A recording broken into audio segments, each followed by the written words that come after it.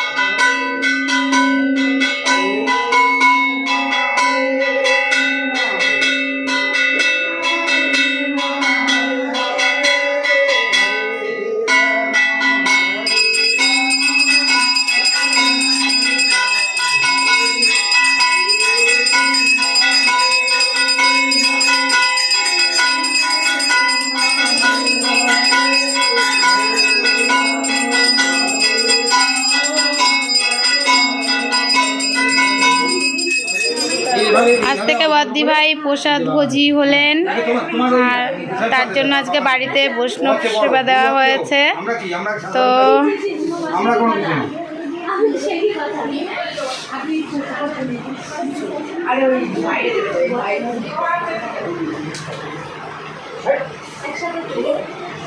বেগুন ভাজা ঠাকুরকে ভোগে দিই নেই, কাকারা যারা পাবে তাদের দিয়ে দিই, আমি বেগুন ভাজা পাই না। বদ্দাদা বেগুন ভাজা দেয়নি, 5 রকম ভাজা কি দিয়ে আরে করেছে তাহলে? বেগুন ভাজা ঠাকুরকে ভোগ দিতে হয়। এটা হচ্ছে ভগবানের প্রসাদ, ভোগের প্রসাদ।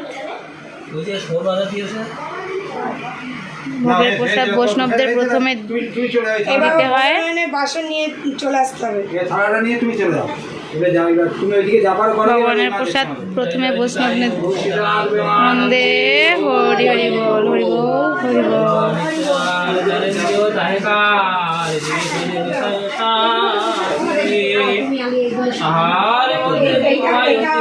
ভগবানের ঘরে নিয়ে যাও, এগুলো তো দেবো সব ভগবানের বাসন।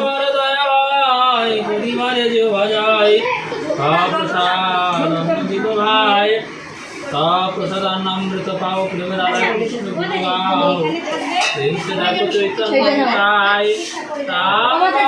বজাই কৃষ্ণ গদ বজাই আনন্দে মহাপ্রসাদ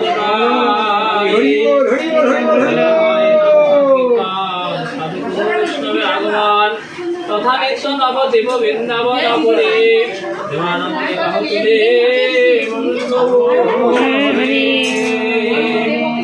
মহাপ্রসাদ কি জয়, মহাপ্রসাদ কি জয়, মহাপ্রসাদ কি জয়। তো মাতাজি দিচ্ছে এই দিকটাতে প্রভুদের। আর বদ্দি ভাইও আজকে প্রচুর ব্যস্ত, সকাল থেকে রাত 3টে থেকে উঠে চলছে আর কি। আর সবাই প্রসাদ পাচ্ছেন এইদিকে।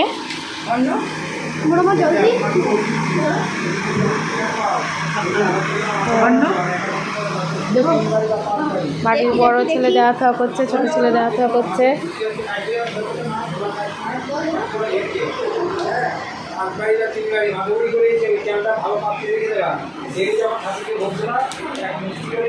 আরে এখন না পরে কত বড় ইয়ে শুধু আটকে বাবুদের দেওয়া থাওয়া করতে করতে ঘেমে গেছে, বলে কাকিমা মুখটা মুছিয়ে দাও। শাড়ি আঁচল দিয়ে বাবু মুখটা মুছে নিল, এই পাশে ঘাম রয়েছে, অনেক কষ্ট করছে। তোমার একটু মুছে দেবো, দেখি দেখি তারা উড়ি বাবা ঘেমে গেছে দেখো। আরে ছাড়ো না, ঠিক আছে। বর্দি ভাইয়ের ঘরের থেকে চলে এসেছি, এসে একটু বসেছি।